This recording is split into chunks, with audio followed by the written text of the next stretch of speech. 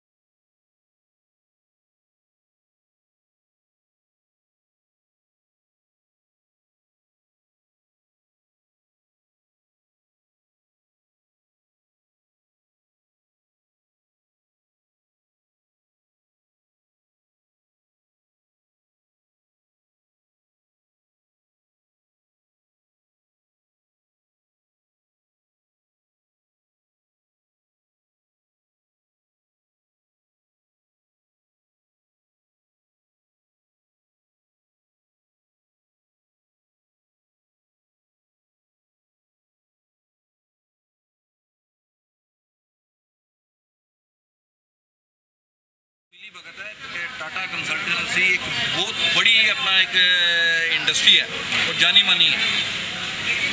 यहाँ पे ममता जैसे किसी लीडर की जरूरत है। जैसे ममता ने भगाया था, हम भी ये भगाएंगे। हमारा ये रोल ये नहीं था, हम कभी नहीं चाहते थे टीसीसी जाए, हमारा रोल भी रहना चाहिए था। और सीपीओ ने हमें आश्वासन दिया था कि आपकी एजेंसी हम कैंसिल नहीं करेंगे और जब भी कोई काम करना होगा तो इन राइटिंग करेंगे। और उसके खिलाफ हमने हाई कोर्ट में अपना एक केस भी डाला। चंडीगढ़ सेक्टर 35 स्थित कांग्रेस भवन में भारत के पूर्व प्रधानमंत्री राजीव गांधी की जयंती मनाई गई, जिसमें रंगारंग कार्यक्रम में देशभक्ति व पंजाबी गानों पर भी बच्चों द्वारा नृत्य पेश कर इस दिवस को यादगार बना दिया गया। चंडीगढ़ सेक्टर 35 स्थित कांग्रेस भवन में पूर्व प्रधानमंत्री राजीव गांधी की जयंती मनाई गई, जहां कांग्रेस के कई वरिष्ठ अधिकारी भी मौजूद रहे। मौके पर बच्चों के द्वारा रंगारंग कार्यक्रम भी पेश किया गया, जिसमें पंजाबी गाने, देशभक्ति गाने पर नृत्य पेश किया गया। राजीव गांधी एक महान नेता थे। उनके द्वारा लाई गई संचार क्रांति आज भारतवासियों की जीवन शैली का हिस्सा बन चुकी है। इसी के परिणाम स्वरूप आज हमारा देश विश्व में एक महाशक्ति के रूप में उभर कर सामने आया है। ब्यूरो रिपोर्ट दिन भर। वहीं पंचकुला मनसा देवी कॉम्प्लेक्स के निकट राजीव गांधी जन्म दिवस के अवसर पर पौधारोपण का आयोजन किया गया।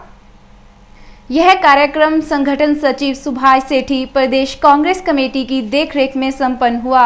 शुक्रवार 20 अगस्त को राजीव गांधी के जन्मदिन के शुभ दिवस से लेकर 15 सितंबर भूपेंद्र सिंह हुड्डा के जन्मदिन तक ये पौधारोपण कार्य यूं ही चलता रहेगा, जिसमें करीब 101 पौधे लगाए जाएंगे, जिसमें विभिन्न फ्रूट्स व औषधियां जैसे पौधे शामिल हैं। चंडीगढ़ में शुक्रवार को होमटेल सरोवर होटल में रामपुर फूड फेस्टिवल को लेकर एक प्रेस कॉन्फ्रेंस का आयोजन किया गया।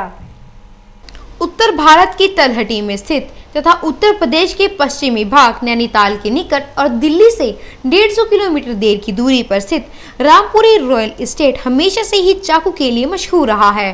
अस्थिर राजनीतिक स्थितियों और शासकों के परिवर्तनों के कारण रामपुर अपनी समृद्ध संस्कृति और अभिनव व्यंजनों के लिए कुछ खास सराहना नहीं बटोर सका। रामपुरी भोजन भारत के गुमनाम नवाबी भोजनों में से एक है, जिसका इतिहास के पन्नों में कोई जिक्र नहीं है, लेकिन मुंह ज़बानी इसका उल्लेख पीढ़ी दर पीढ़ी चलता रहा और केवल पश्चिमी उत्तर प्रदेश तक ही सीमित रहा। अब समय है कुछ देसी तड़कों के स्वादों का, वो भी पूर्ण रामपुरी स्टाइल में। भारत के राजसी रामपुर से आए इस भोजन को अब फ्लेवर्स होमटेल चंडीगढ़ में प्रदर्शित और सेलिब्रेट किया जा रहा है। मीनू में कश्मीरी, हैदराबादी और अवधी व्यंजनों की विस्तृत रेंज है, जिसमें प्रामाणिक तेल और मसालों के लिए खूबसूरती से पकाया गया है, ताकि वे व्यंजन आपको होश भुलाने वाली अनोखी महक दे पाएं।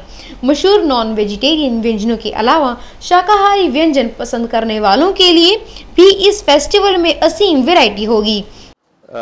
ये हमारा सबसे पहले फूड फेस्टिवल है होटल की तरफ से जो हम करने जा रहे हैं अभी. It is Rampuri food festival. Rampur is a small town near Nainital, and mostly it's known for its, if you see the Hindi film, it's known for the Rampuri chakus and all. But this small place has got a very rich tradition of cuisines.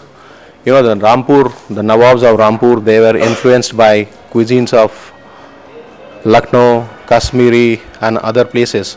So as time went on, when all these influences came over there, they come up with their own cuisines, which is very distinct. It's very flavorful, and that's what you can make it out with the food over here.